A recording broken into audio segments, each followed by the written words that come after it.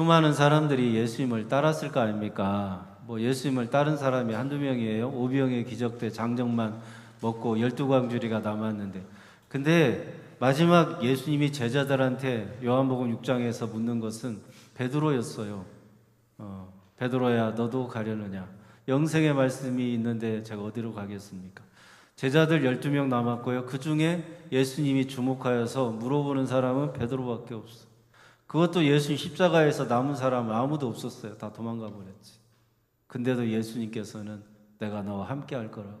그게 여러분, 하늘의 영광, 하늘의 보좌 다 버리고 이 땅 인간으로 오신 예수님의 우리 인간의 역사로 수천 년이면 길까? 수만 년이면 길어요? 억만 년이면 길죠. 네, 그만큼 주님은 기다리셔가지고 영원 가운데 계셨던 우리 주님께서 인간의 역사, 인간의 시간 속에 들어오셔서 기다리고 또 기다리고 나은 사람, 죄인을 의인 만들어 주시려고 기다리고 기다린 그 시간이 얼마나 감사하고 또 내 모든 상황과 형편, 처지에 따라 맞춰주셔. 믿음이 없을 때는 믿음 주시고, 믿음이 너무 교만할 것 같으면 한 대 딱 치시고. 그래요. 네. 그래요. 네. 느낀 사람들은 다 알아. 경험해보는 성도들은 다 그게 주님의 역사라는 걸 알아요. 그래서 여러분의 그 믿음이 다 주님이 주신 것이니까 걱정하지 말고 오늘 또 나에게 믿음을 부어달라고 간구하는 여러분들 다 되시기를 축복합니다. 주님이 믿음 주셔야 산다니까요. 저는요, 주님 앞에 믿음이 있다고 해본 적이 없어요. 다른 사람들 앞에서 예수 믿으라고 믿음이 있는 사람으로 전도를 했어. 아니, 다른 사람들 앞에 나는 믿음이 없습니다. 나는 예수 믿는 믿음이 없습니다. 무드로 전도해. 그럼 전도할 필요가 없지. 다른 사람들한테 예수님은 당신을 사랑하십니다. 하나님은 살아서 역사하십니다. 자신 있게 얘기하고 들어와서는 주님 앞에 주여, 저는 믿음이 없습니다. 저는 부족합니다. 오늘 하루도 실수하고요. 오늘 하루도 실패합니다. 주님, 믿음 없는 저를 불쌍히 여겨 주세요. 그래갖고 주님이 믿음을 주셔야 살 수 있지. 아니, 수많은 사람들이 예수님을 따랐어요. 오늘 오전의 말씀, 혈루증을 앓는 그 여인의 뒤를 따른 사람이 한두 명이 아니에요. 간절한 소원이 어디 그 여자에게만 있었겠어요?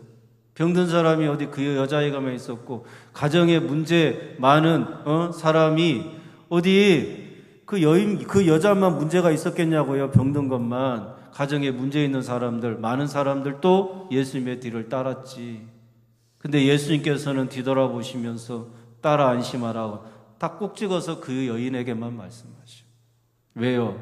주님이 사랑하고 택한 자로 그 여인에게 주님이 믿음을 주셔갖고 그 믿음대로 될지어다. 네 믿음이 너를 구원했다라고 이렇게 구원자이신 예수님이 그렇게 축복해 주시고 그렇게 인정해 주시는 것은 그 믿음대로 다 되는 거예요.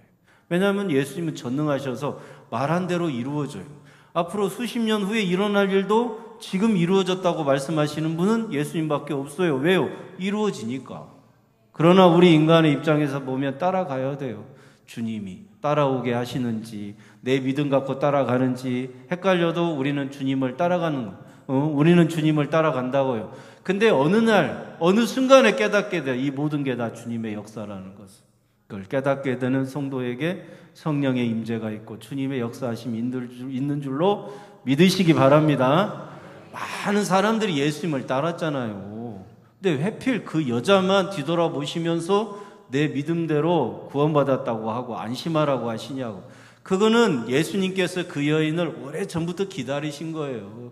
그 여인을 오랫동안 기다리셨고, 그리고 그 여인이 여기까지 따라오게끔 역사해 주신 분도 주님이시고, 주님께서 그렇게 역사해 주시고 그렇게 그 여인에게 임재하셔서 여기까지 인도하셨기 때문에 주님이 말씀하는 거예요. 주님이 믿음대로 이루어질 거라. 그러면 저도 주일날 오전에 시간이 쪽박하니까 여러분, 믿음으로 찾아온 사람이 여인이 찾아온 거예요? 예수님이 믿음으로 찾아온 거예요? 여인을. 자, 다시 대답하기 전에 생각하고 하셔요. 듣기도 하며 생각하니 참 진리시로다. 여인이 믿음으로 예수님을 찾아온 거예요? 예수님이 믿음으로 이 여자를 찾아온 거예요? 그렇습니다. 대단하신 분들이 모이셨네. 왜 그런지 한번 설명해 보실 수 있으셔요? 예수님은 저 하늘의 보좌를 버리고 이 땅 인간으로 오신 것이 찾아오신 거예요. 내가 그렇게 슬피 울며 이를 갈미 있는 그런 인생으로 죄인이라고 가슴을 치며 통회하고 자복하며 회개할 때 주님이 그 회개를 안고 십자가에서 나를 대신해 주신다. 그 주님이 나에게 찾아오시는 방법은 십자가에서 흘려주신 보혈의 은혜. 아니 목숨으로 나를 대속해 주심으로 나의 모든 연약함, 나의 모든 실수와 실패, 내 죄악과 허물 많은 인생 다 대신해 주셨는데 그분이 나를 찾아오시지 못할 이유가 뭐가 있냐고. 산 건너 물 건너 바다 건너 오신다고요? 아니요, 그분은 사망을 건넜어, 죽음을 건넜어. 죄악에 더럽고 취약한 인간들의 수많은 죄를 다 그 온몸으로 받아내면서 찾아오신 우리 주님이 나와 함께 하시려고, 나를 사랑해 주시려고 오신다고. 이런 설교를 좀 더 한 번에 그냥 할 때 해야 되는데.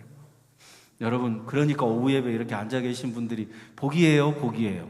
복이지. 복 받는 여러분들 다 되시는 줄로 믿습니다. 자, 오늘 새 포도주는 새 부대. 세리 마태 집에서 잔치가 벌어졌어요. 다 아시죠? 근데 잔치가 벌어지니까 이게 많은, 그 당시에는 이게 아파트처럼 이런 단독주택처럼 사방이 딱 막혀 있어가지고 어느 누가 그 집에 있으면 안 보이는 그런 구조가 아니라 이렇게 보면 다 주막처럼, 옛날 우리 그 주막 있잖아요. 이렇게 훤히 보이는 그런 집 구조예요. 유대인들 집 구조가. 그래서 이렇게 다니다가 사람들이 많이 모여 있으면 그냥 다 보이는 구조. 그러니까 바리새인들이 세리 마태의 집에서 사람들이 많이 모여 있으니까 무슨 일인가 하고 봤더니 저 예수라는 자가 세리와 창녀들을 불러서 함께 먹고 마시는 거예요. 세리 마태의 집에서. 그러니까 하는 말이 그거였어요. 왜 예수라는 자는 네 선생은 왜 세리와 창녀들과 함께 먹고 마시느냐? 그 질문을 똑같이 요한의 제자들도 하는 겁니다. 왜 금식하지 않냐고. 그 말이 그 말이에요. 이 말이 이 말이고. 다시요. 왜 세리와 창녀들과 함께 먹고 마시느냐? 왜 먹고 마시느냐라고 공격하고 시비 걸잖아요. 왜 금식하지 않느냐라고 하는 말과 똑같잖아요. 그러니까 바리새인들과 요한의 제자들은 경건한 사람들이에요. 이게 요한의 제자들은 에스네파라고 하는 말을 쓰는데 주로 활동 무대가 광야였어요. 광야에서 아주 경건하게 살아. 그리고 그들의 목적은 우리가 이렇게 금식도 하고 경건하게 신앙생활을 하면 하나님께서 로마의 식민지로부터 우리를 해방시켜 줄 거라고 생각을 했어요.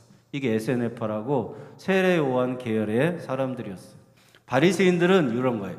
율법과 계명을 내가 열심히 지키면 하나님께서 로마의 그 식민지로 살아가는 우리들이지만 로마보다도 우리나라를 더 복 줄 것이다.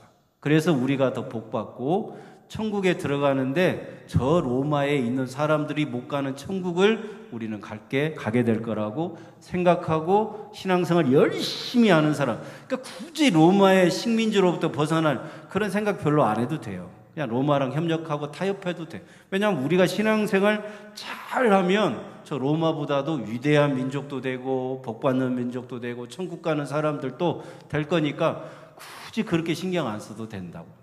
자, 이렇게 차이가 있었는데 공통점은 뭐냐면 경건한 사람들이어가지고 신앙생활 하는데 금식이 주로 테마였어요. 금식을 자주 해라. 금식을 열심히 해라. 그래갖고 이 당시에 지금 세례 요한이 감옥에 갇혔어요. 알죠? 살로메. 그 헤롯 왕이 이렇게 그 딸한테 물어봐요. 네 소원이 뭐냐? 그러니까 그 살로메 엄마 그래가지고 얘기를 해요. 세례 요한 목을 달라고 해라. 그래갖고 그냥 갑자기 생각지도 않은 세례 요한 감옥에 가다 놓고 그냥 죽일 생각도 없었는데 갑자기 참수하잖아요. 그래갖고 죽어요.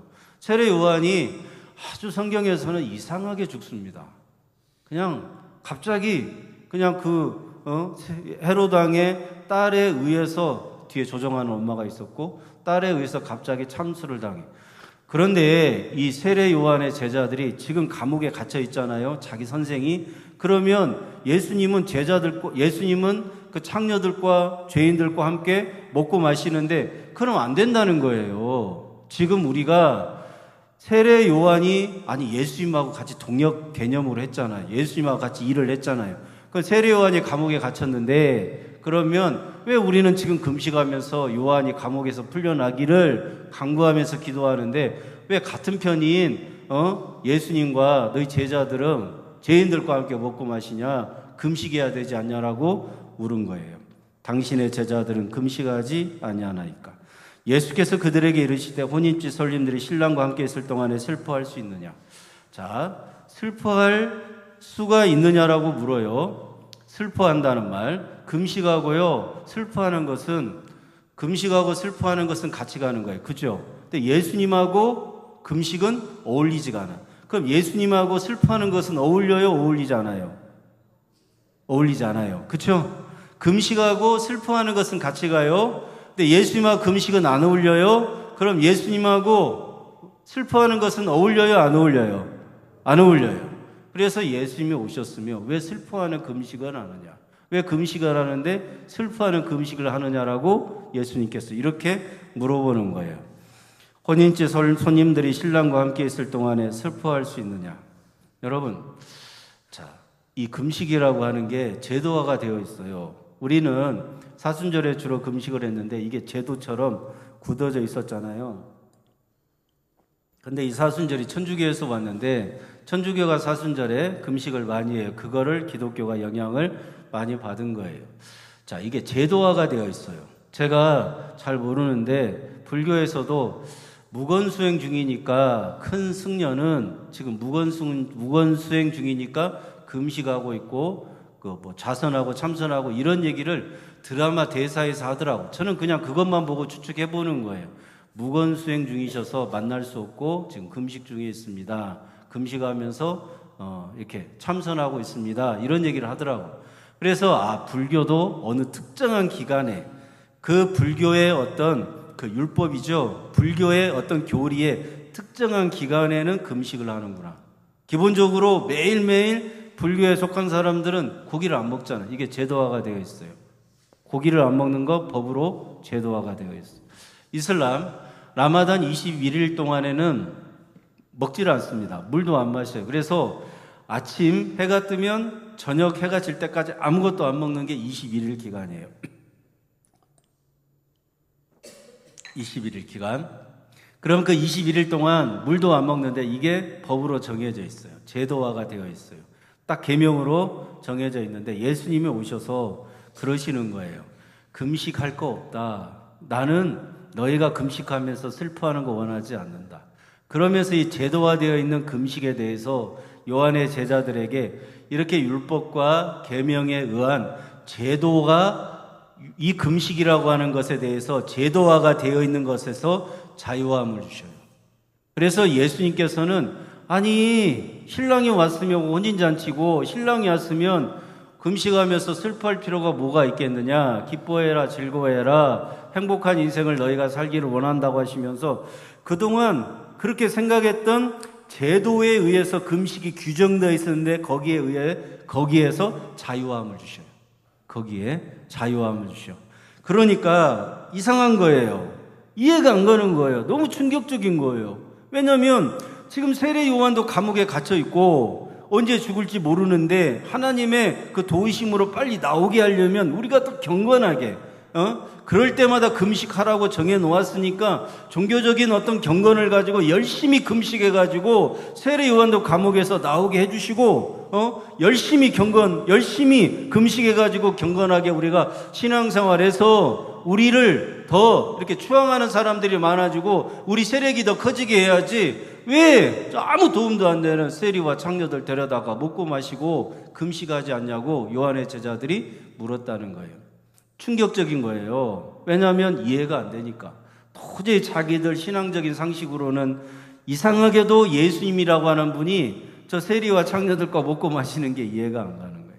그러면서 예수님께서 신랑을 빼앗길 날이 이르리니 그때는 금식할 거다. 그러면서 생배조각, 새 포도주, 새 부대, 생배조각, 헌옷 이 말씀을 하셔요. 여러분 신랑과 함께 하는데 슬퍼할 필요가 없다. 그러면 기뻐하고 즐거워하라는 말인데 우리는 막 그럼 기뻐하고 즐거워하면 신앙생활이 방종하게 되냐고, 마음대로 인생을 살고 마음대로 신앙생활하게 되냐고. 저는 저의 부족한 인생 가운데 고백할 수 있는 것은 주님이 임재하시면 더 두려울 때가 많아. 주님이 임재하시면 더 조심하고요. 주님이 임재하시면 더 나를 낮추게 되고요. 주님이 임재하시면 더 예의를 갖추게 되고요. 주님이 임재하시면 더 절제하게 되고요. 아멘 할 때까지 해야지. 주님이 임재하시면, 주님이 함께 하시면, 주님이 나와 함께 하신다는 그 믿음으로 나아갈 때 함부로 된 인생을 살 수가 없더라고요.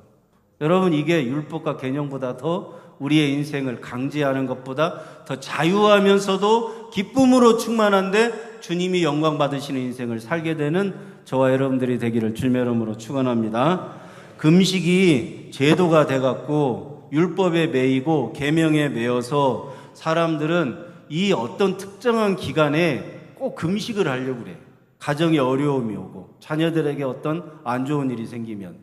여러분, 제가 이렇게 신앙생활을 하면서 목회를 하면서 듣는 말 중에 어떤 분은 꼭 신앙의 패턴이 몇 가지로 이렇게 이야기를 하는 경우를 한 이렇게 몇 년 동안 그분하고 가깝게 지내고 자주 이야기를 하다 보면 그런 얘기를 듣게 돼요. 무슨 뜻이냐면 이런 거예요. 어떤 분이 자기 가정에 어려움이 오면 신앙생활에 대해서 꼭 금식을 하게 되는 패턴이 있어요. 아, 주님이 금식하라고 하는구나. 그래서 가정에서 특별히 자녀들의 어려움이 있으면 금식을 하는 경우가 있어. 그리고 또 어떤 분은 사업에 어려움이 있으면 물질적으로 좀 이렇게 끊어지는 게 있으면 꼭 금식하는 분이 있어. 어떤 분은 또 가정에서 뭔가 마음이 안 편하면, 마음이 좀 편해야 되는데 뭔가 마음이 불편하고 굉장히 마음에 화가 나고 불평이 막 내 마음속에 가득하면 아, 이때는 금식해야 되겠구나 라고 생각하고 금식하는 경우가 있어. 어느 교회에서 이렇게 전도하는 교회를 봤어요. 전도지를 줬는데 우리 교회에 오면 신혼부부 출산율이 굉장히 높습니다. 이런 얘기 들어보신 분? 들어봤어요? 안 들어봤어요? 어느 교회가 여러 교회가 있는데 그 교회는 뭔가 특징이 있는데 그 교회에서 신앙생활을 하면 아기를 낳는데 들어보셨어요? 네, 있어요. 아, 제가 봤다니까. 우리 교회 신앙의 간증에서 나는 다른 분들이 간증해줘갖고 그 간증 듣고 이 교회를 왔는데 불임이었던 여자가 아기를 낳게 되었대. 그래갖고 또 이분이 간증하니까 다른 아기 못 낳는 또 가정의 부부가 올 거예요? 안 올 거예요? 오겠지. 계속 그걸로 전도가 돼갖고 하여튼 아기를 이 교회 다니면 아기를 낳는다 그래갖고 그 문제를 안고 있는 가정의 부부들이 그 교회를 많이 다니는 거예요. 예?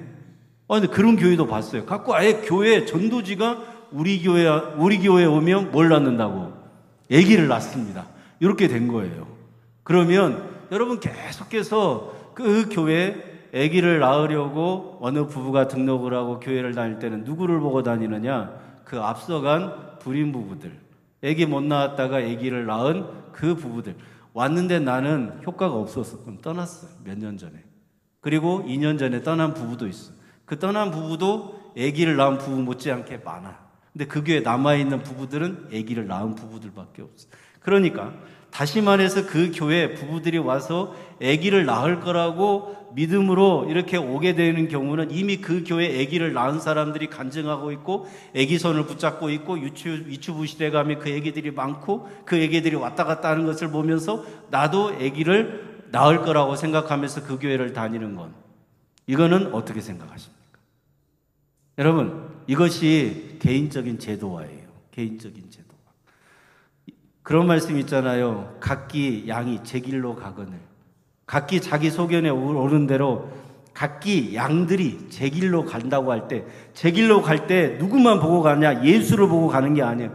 예수를 보면 자유함이 있어. 예수를 보면 평안이 있어. 예수를 보면 기쁨이 있는데 누구만 보고 가냐? 앞서간 양들의 궁둥이만 보고 가는 거예요.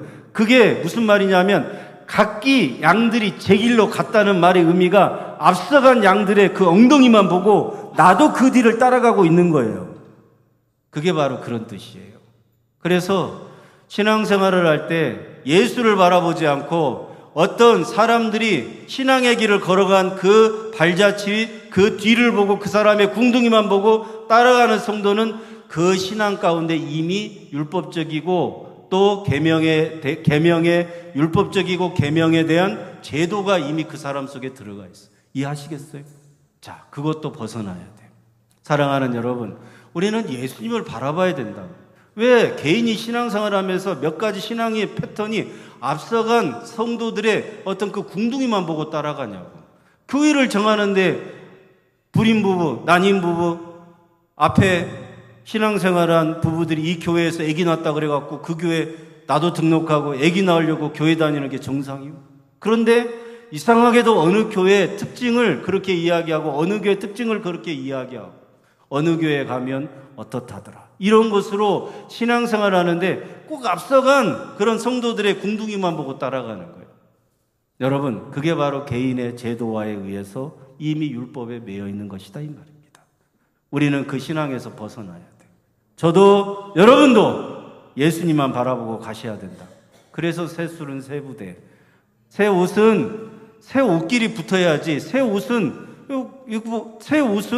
헌배 조각하고 헌 옷하고 생배 조각하고 헌 옷하고 같이 붙일 필요가 없잖아요. 자, 여러분 한번 생각해 보세요. 예수님이 우리 가운데 오셔가지고 신랑을 오셨는데 혼인잔치를 해요. 그러면 예수님 베풀어 주시는 그 혼인잔치에 슬퍼할 수 없어요. 그냥 잔치예요. 예수님이 살과 피를 우리에게 성찬으로 주시고 그게 포도주였고 그게 빵이었어요. 그럼 우리는 먹고 마시면서 예수님으로 인하여 기뻐하면서 우리는 예수님으로 인하여 누리며 살아가면 되는 것입니다. 그 신앙생활을 예수님께서 우리에게 하라고 말씀하시는데도 여전히 내 개인적인 제도, 내 개인적인 제도화에 의해서 내 신앙의 그런 딱 그 범주 안에서 사람의 궁둥이만 보고 따라가는 사람들이 있어. 이제 그것 좀 우리가 벗어났으면 좋겠다. 아멘. 예수님을 바라보시라고. 저는 지금 주일 설교, 수요일 설교도 새벽 설교랑 같이 가고 있어요. 근데 제가 은혜가 되니까 그렇게 했어요. 여러분 왜 자꾸만 똑같은 본문에 똑같은 설교를 하냐고 새벽에 나오시는 분들은 그렇게 얘기할 수 있어요. 근데 제가 은혜가 됐어요. 제가 다른 성경의 본문을 가지고 설교할 거리가 없어서 그런 게 아니라 제가 이상하게도 이 마태복음 9장과 마태복음 10장 읽으면서 너무너무나 많은 은혜를 받아서 주일에도 설교하고 새벽에도 설교하고 항상 듣던 말씀 또 듣던 말씀 주 예수 사랑 그 크신 은혜의 말씀 또 듣고 싶어갖고 제가 은혜가 되니까 제가 했어요. 여러분도 은혜가 되기를 주님의 이름으로 축원합니다.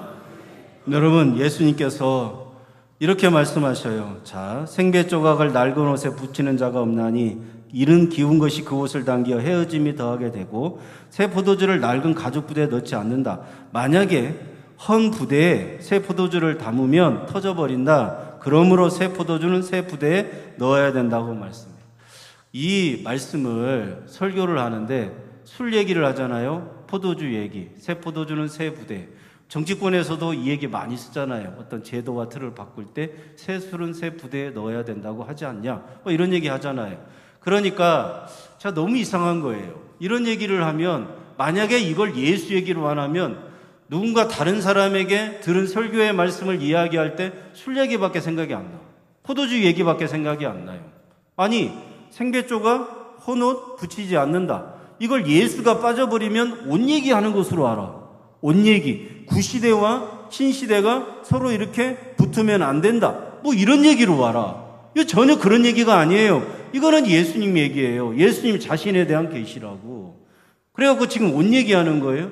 명품 얘기하는 거예요. 얼마나 좋은 옷을 입고 살아가느냐 그 얘기하는 거예요. 아니잖아요. 새 포도주 술 얘기하는 거예요. 아니잖아요. 예수님께서 지금 말씀하시는 이 의미는 새 포도주는 예수님이고 생배 조각은 예수님인데 잘 들으세요.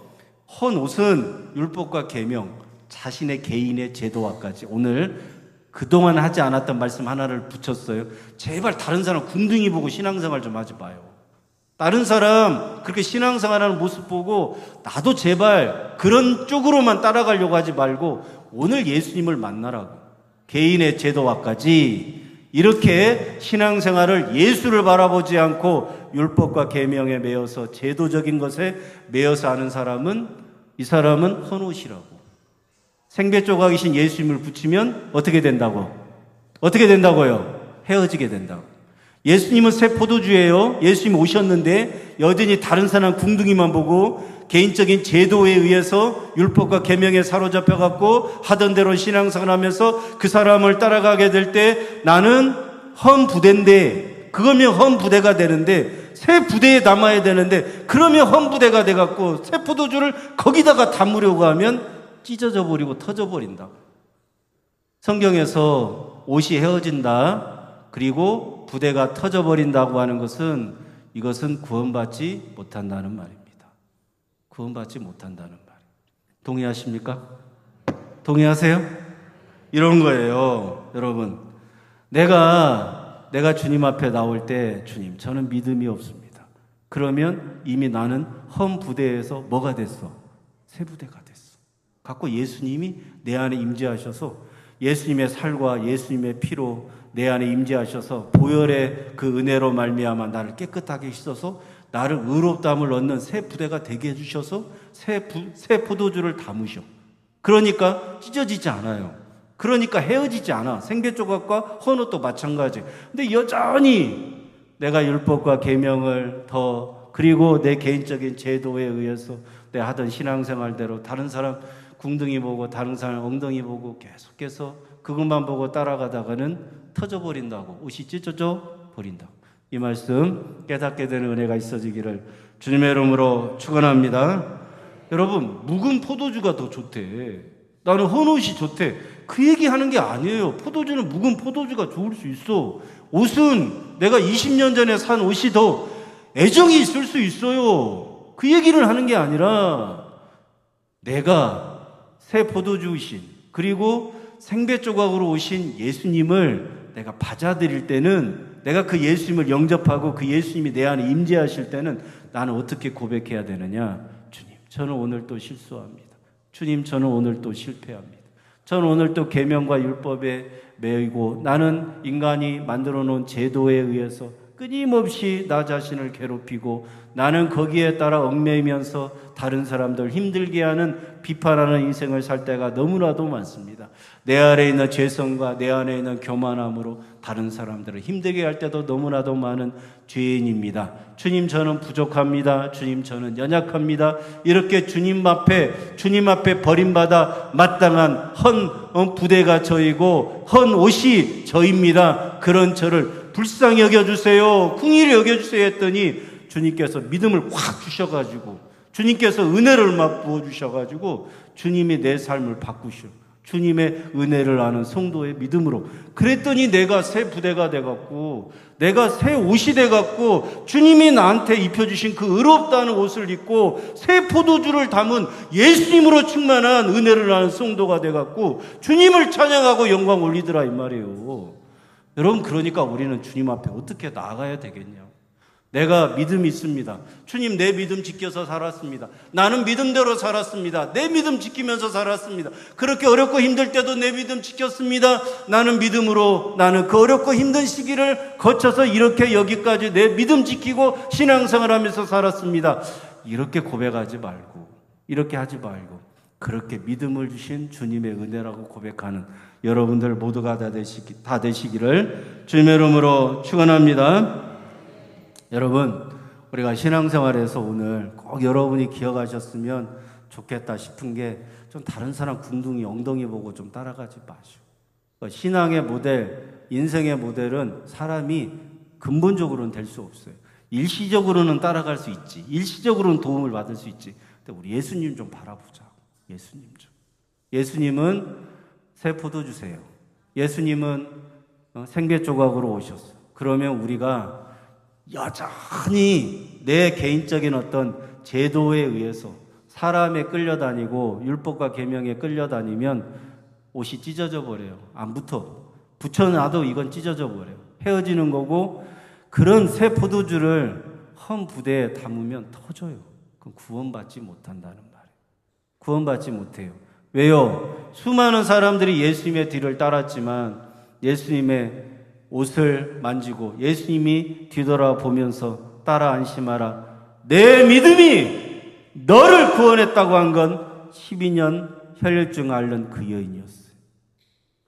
너도 구원받았다. 거기 조금 멀리 있는 당신도 구원받았다고 하지 않으시오. 예수님을 따랐던 많은 사람들, 그 자리에서 예수님을 따랐던, 예수님의 겉옷을 만졌던 많은 사람들이 다 구원받았다는 게 아니라, 예수님이 너무나도 사랑하고 택한 12년 혈류증을 앓는 이 여인이 구원받았다라고 주님의 축복을 받았습니다. 여러분, 이 여인은 새 포도주이신 예수님을 새 부대에 담은 거예요. 해당장 야이로는 새 포도주이신 예수님을 새 부대에 담은 것입니다. 그 새 포도주이신 예수님께서 새 부대가, 그리고 예수님께서 그렇게 생배 조각으로 오셔가지고 의롭다는 옷을 그렇게 입혀주시면서 구원받게 해주신 은혜는 다 누가 베풀어 주시느냐? 예수님이 베풀어 주시고, 예수님께서. 감사해요, 감사해요. 감사하죠? 네. 저도 여러분도 이 주님의 은혜 아래 살아가는 이번 한 주간이 되기를 주님의 이름으로 축원합니다.